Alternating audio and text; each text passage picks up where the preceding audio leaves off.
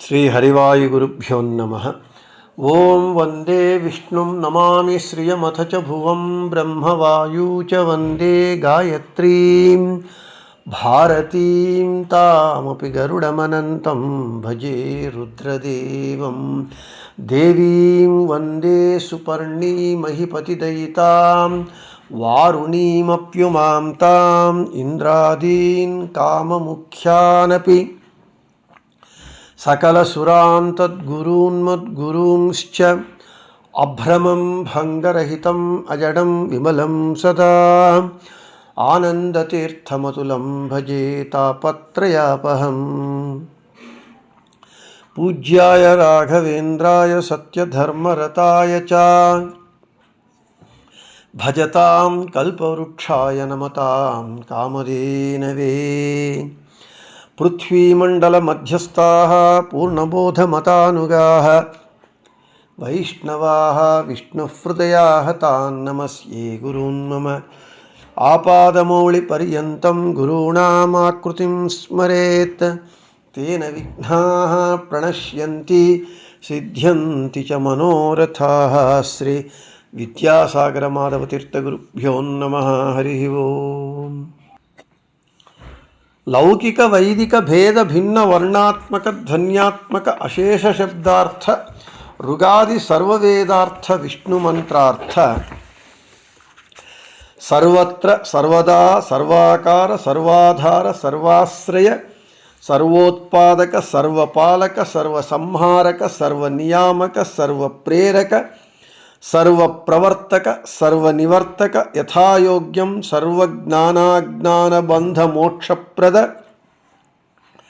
सर्वसत्ताप्रद सर्वशब्दवाच्य सर्वशब्दप्रवृत्तिनिमित्त सर्वगुणातिपरिपूर्णतम सर्वदोषातिदूर सर्वाचिन्त्य सर्वोत्तम सर्वेश्वर सर्वात्यन्तविलक्षण स्वगतभेदविवर्जितत्वादिना भगवद्द्रष्टॄणाम् మనము ప్రాతసంకల్ప గద్య ప్రవచనమునందు ఈ భాగపు పంక్తిని విశేషంగా వివరణ ఇచ్చుకుంటూ ఇంతవరకు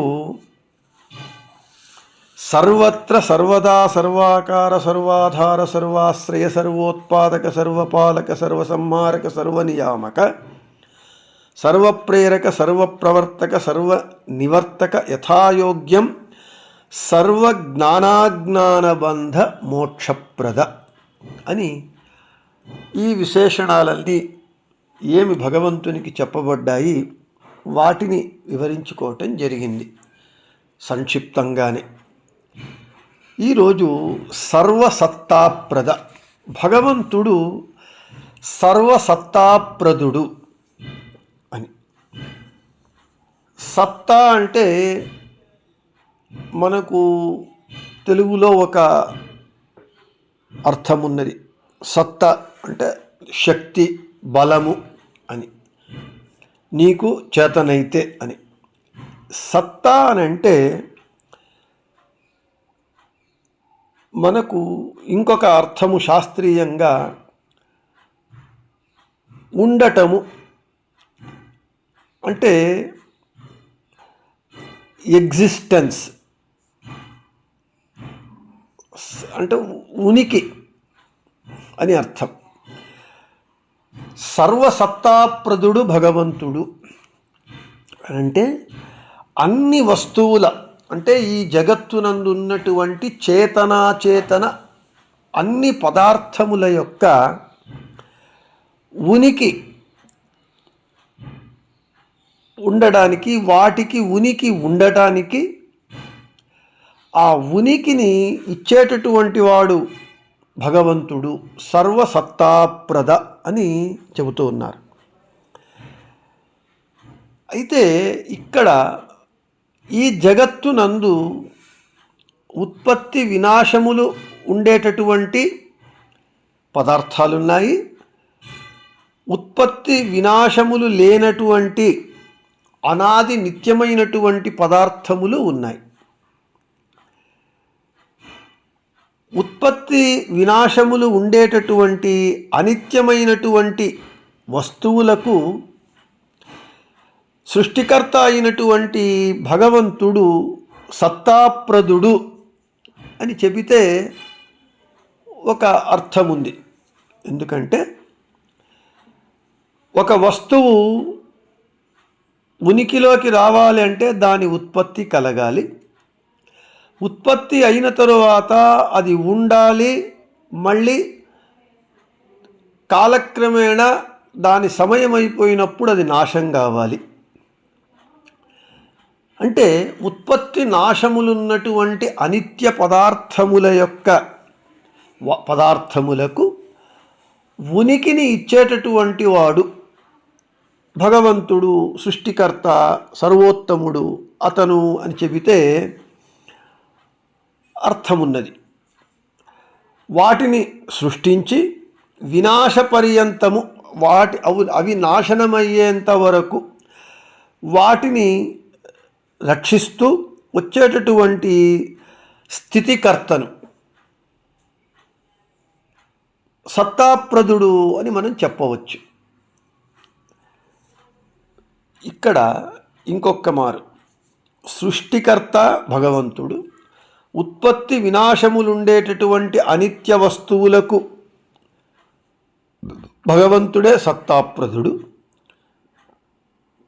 వాటిని సృష్టించిన తరువాత వాటిని పోషించి పెంచి అవి లయ అయ్యేంత వరకు, నాశమయ్యేంత వరకు వాటి ఉనికిని కాపాడేటటువంటి స్థితికర్త అయినటువంటి భగవంతుడు వాటికి సత్తాప్రదుడు అని మనం చెప్పవచ్చు. ఇవి అనిత్య పదార్థముల యొక్క విషయమై ఈ అనిత్య పదార్థముల సత్తాప్రదుడు భగవంతుడు అని చెబితే, అయితే నేను ముందే చెప్పినట్లుగా ఈ జగత్తునందు అనాది నిత్యమైనటువంటి కొన్ని ఉన్నాయి. అవి చేతన పదార్థాలు ఉన్నాయి. అవి ఏవి అనంటే జీవుని స్వరూపములు. ఈ జీవులు ఎవరి చేత అంటే భగవంతుని చేత కూడా సృష్టింపబడలేదు, అంతేకాకుండా వాటికి నాశము లేదు. జీవులు అనాది నిత్యులు. అందుకే భగవద్గీతలో భగవంతుడు జీవుని లక్షణాన్ని చెబుతూ నైనం చిందంతి శస్త్రాణి నైనం దహతి పావక నచైవం క్లేదయంత్యాపో న శోషయతి మారుతః. ఈ పంచభూతాలు కూడా జీవుణ్ణి ఏమీ చెయ్యలేవు. అగ్ని కాల్చజాలదు, నీరు తడపజాలదు, వాయువు శోషింపజాలదు అని భగవంతుడు జీవుడు అనాది నిత్యుడు. వానికి పుట్టుక లేదు, జీవునికి మరణము లేదు. జీవుడు అనాది నిత్యుడు. అదేవిధంగా ఇంకా కొన్ని నిత్యమైనటువంటి పదార్థములున్నాయి ఈ జగత్తునందు. మూల ప్రకృతి, నిత్యాకాశము, వేదము మొదలైనటువంటి ఇతర పదార్థాలన్నీ ఉన్నాయి. వీటికి కూడా భగవంతుడే సత్తాప్రదుడు అని మనం తెలుసుకోవాలి. నిత్య పదార్థములైనటువంటి జీవులు, మూల ప్రకృతి, నిత్యాకాశము, వేదము వీటికి కూడా భగవంతుడే సత్తాప్రదుడు అని మనం తెలుసుకోవాలి. భగవంతుని విశిష్టమైనటువంటి వాని అనంతానంత గుణములలో, శక్తులలో, మహిమలలో ఇది ఒక్కటి అని మనం తప్పకుండా తెలుసుకోవాలి. అయితే అనాది నిత్య పదార్థాలకు కూడా భగవంతుడు ఏ విధంగా సత్తాప్రదుడు అంటే వాటికి ఉనికిని ఇచ్చేటటువంటి వాడు భగవంతుడు. అవి నిత్యంగా ఉంటూ ఉన్నాయి. ఉన్నటువంటి వాటికే లేని వాటికి అనిత్యమైనటువంటి వాటికి ఉనికిని ఇస్తాడు భగవంతుడు అంటే అర్థం ఉంది. కానీ అనాది నిత్యంగా శాశ్వతంగా ఎప్పుడూ ఉన్నవాటికి కూడా వాటికి కూడా ఉనికిని ఇచ్చేటటువంటి వాడు సత్తాప్రదుడు అని ఎలాగా శాస్త్రము చెబుతూ ఉన్నది. వాటికి కూడా భగవంతుడు సత్తాప్రదుడు. ఏ విధంగా సత్తాప్రదుడు నిత్యమైనటువంటి పదార్థాలకు కూడా భగవంతుడు అని మనం ఇక్కడ ఉన్నటువంటి ప్రమేయం. శృతి చెబుతూ ఉన్నది నిత్యో నిత్యానామని. అంటే ఈ శృతి ఏమని చెబుతూ ఉన్నది? నిత్య వస్తువులకు కూడా నిత్యత్వ ప్రదుడు పరమ నిత్యస్వరూపుడు శ్రీహరి అని మనం తెలుసుకోవాలి అని ఈ శృతి చెబుతూ ఉన్నది. అయితే ఇక్కడ ఈ శృతిని బాగా మనం అర్థం చేసుకోవాలి.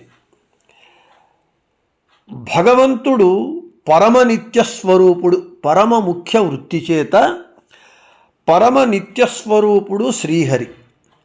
పరమ నిత్యస్వరూపుడైనటువంటి శ్రీహరి నిత్యమైనటువంటి వస్తువులకు కూడా ఆ నిత్యత్వము అనేటటువంటి గుణాన్ని లేదా ధర్మాన్ని లేదా తత్వం అనండి, ఏదైనా అనండి, ఆ నిత్యత్వాన్ని వాటికి ఇచ్చేటటువంటి వాడు భగవంతుడు అని ఈ శృతి చెబుతూ ఉన్నది. కాబట్టి నిత్యమైనటువంటి పదార్థాలకు కూడా భగవంతుడే సత్తాప్రదుడు అని.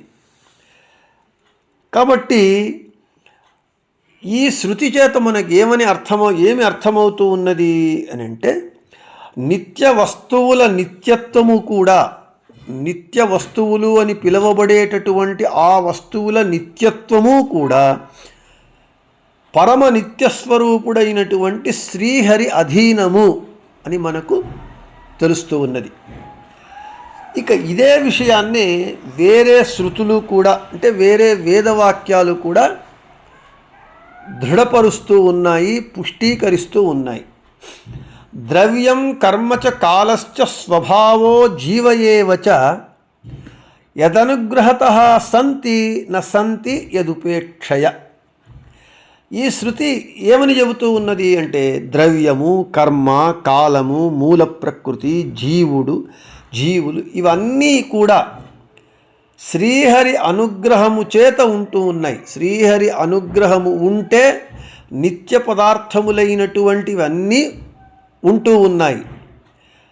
శ్రీహరి అనుగ్రహం లేకుండా, శ్రీహరి ఉపేక్షిస్తే నిత్య పదార్థములైనటువంటి ద్రవ్యము, కర్మ, కాలము, మూల ప్రకృతి, వీరు ఉండరు అని ఈ శృతి స్పష్టంగా చెబుతూ ఉన్నది.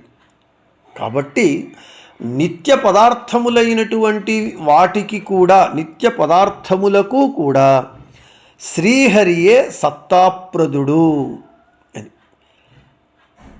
భగవంతుడు సత్య సంకల్పుడు. భగవంతుని సత్య సంకల్పం ఏమిటి అనంటే, నిత్య వస్తువుల నిత్యత్వాన్ని నేను రక్షిస్తాను అని భగవంతుడు సంకల్పం చేశాడు. భగవంతుని తేన వినా తృణమపి న చలతి. భగవంతుని ప్రమేయం లేకుండా గడ్డిపోచ కూడా కదలదు. కాబట్టి నిత్యము అనేటటువంటి నిత్యత్వాన్ని కలిగి ఉన్నటువంటి ఏ పదార్థము నిత్యము అని పిలువబడుతూ ఉన్నదో ఆ పదార్థానికి నిత్యత్వ ధర్మము అనండి, గుణము అనండి, తత్వము అనండి, అది రావాలి అనంటే భగవంతుని అనుగ్రహం లేకపోతే దానికి ఆ నిత్యత్వ ధర్మము, తత్వము రాదు. కాబట్టి నిత్య వస్తువులకు కూడా, నిత్య వస్తువులను వాటికి నిత్యత్వాన్ని ఇచ్చి నేను రక్షిస్తాను అని భగవంతుడు సంకల్పం చేశాడు. వాడు సత్య సంకల్పుడు. వాడు ఒక్కసారి సంకల్పం చేస్తే మళ్ళీ అది దానిలో మార్పు ఉండదు. మనమందరము భ్రష్ట సంకల్పులము.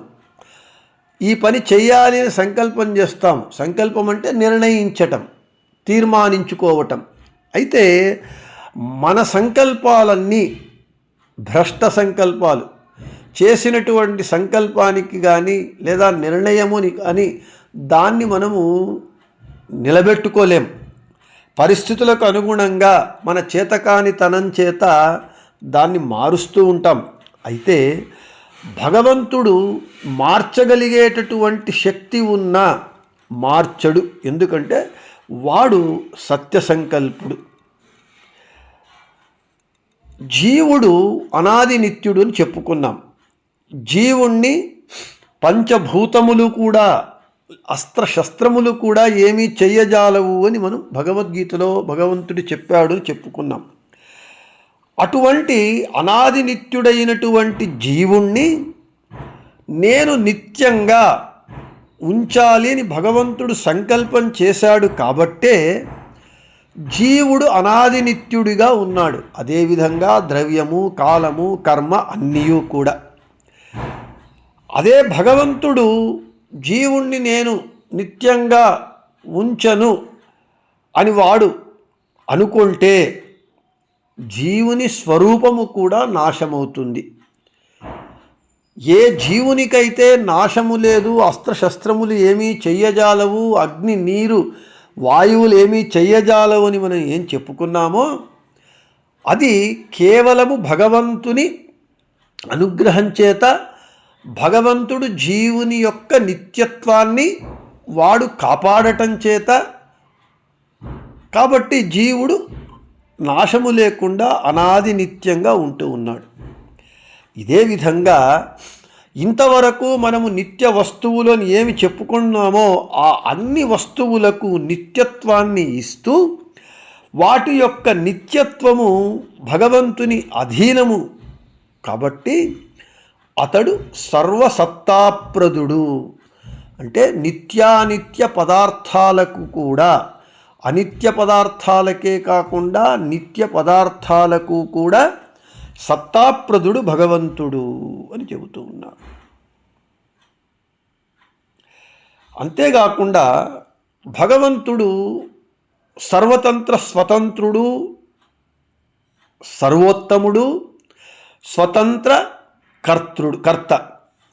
కాబట్టే జీవులను వారి వారి గతిని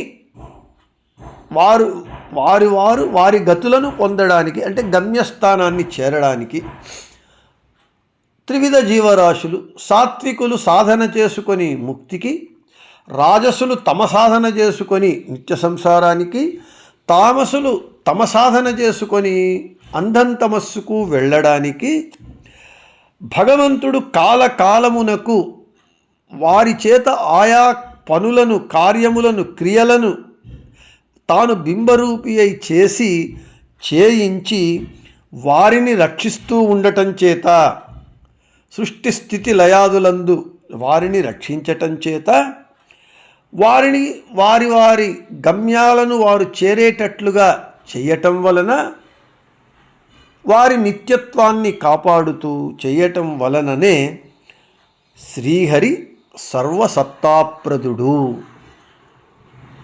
రాఘవేంద్ర గురు సార్వభౌముల వారు భగవంతుని యొక్క అనంతానంత గుణములను, కార్యములను, మహిమలను, గొప్పదనాన్ని, వైశిష్ట్యాన్ని అత్యంత సుందరంగా వర్ణిస్తూ భగవంతుడు సర్వసత్తాప్రదుడు అని ఆ భగవంతుని సర్వసత్తాప్రదత్వము అందరికీ, అన్నింటికీ సత్తాప్రదత్వము భగవంతునికి ఉన్నది అనేటటువంటి విషయాన్ని చాలా సుందరంగా చెప్పారు.